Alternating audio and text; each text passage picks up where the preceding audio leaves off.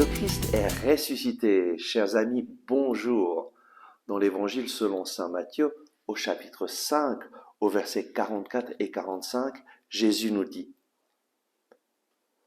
Aimez vos ennemis et priez pour vos persécuteurs, afin de devenir fils de votre Père qui est aux cieux, car il fait lever son soleil sur les méchants et sur les bons, et tomber la pluie sur les justes et sur les injustes.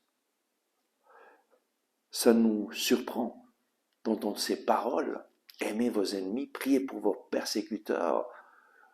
Nous avons plutôt tendance à avoir de la rancœur, de la haine contre les personnes qui nous ont fait du mal.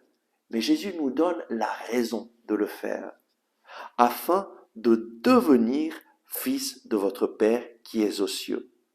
Et votre Père, eh bien, il fait lever son soleil sur les méchants et les bons. Il fait tomber la pluie sur les justes et les injustes. C'est vrai, Jésus nous dit, ce monde est tombé sous le pouvoir de l'ennemi. Et il y a beaucoup de mal dans ce monde, et des personnes qui nous font du mal. Mais Dieu est bon. Et Dieu a créé toutes choses avec amour. C'est à travers les tromperies de l'ennemi, du diable, que l'homme s'est rebellé contre Dieu et qu'il a laissé le mal entrer dans sa vie. Mais Dieu t'aime. Il t'aime personnellement. Il a un plan d'amour merveilleux pour ta vie. Il a un plan d'amour merveilleux pour chaque personne qui vit dans ce monde, et même pour ce que nous appelons les méchants. Dieu veut que tous soient sauvés et arrivent à la connaissance de la vérité. Et chacun de nous a une importance fondamentale dans le plan de Dieu pour que non seulement toi-même tu puisses être réconcilié avec Dieu, mais aussi les personnes que tu connais autour de toi et même les personnes qui t'ont fait du mal. Nous avons le choix de laisser le mal continuer à agir dans notre vie en ayant de la rancœur, de la haine contre ceux qui nous ont fait du mal. Ou bien nous pouvons briser ce cercle du mal. Comment? En aimant nos ennemis et en priant pour nos ennemis. De cette façon, nous allons devenir des instruments pour briser le cercle du mal et laisser le Seigneur agir comme lui seul peut le faire dans le cœur, dans la vie de nos ennemis. Et nous allons devenir fils de notre Père. Nous allons devenir comme lui. Et les premiers bénéficiaires de cela, eh bien, c'est nous-mêmes.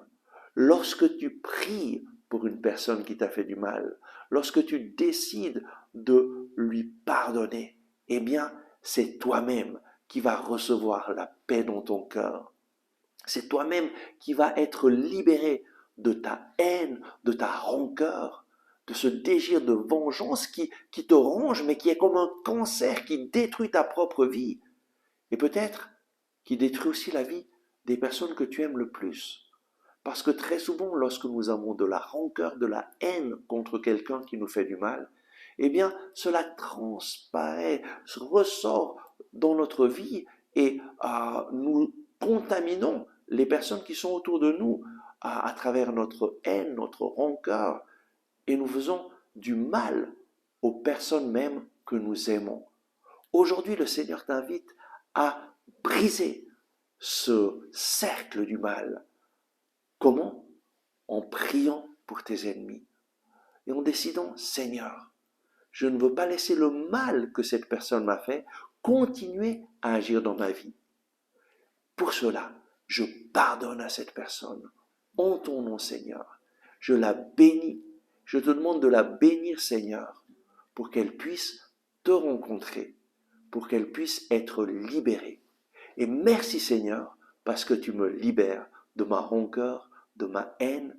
Tu me donnes la paix. Amen.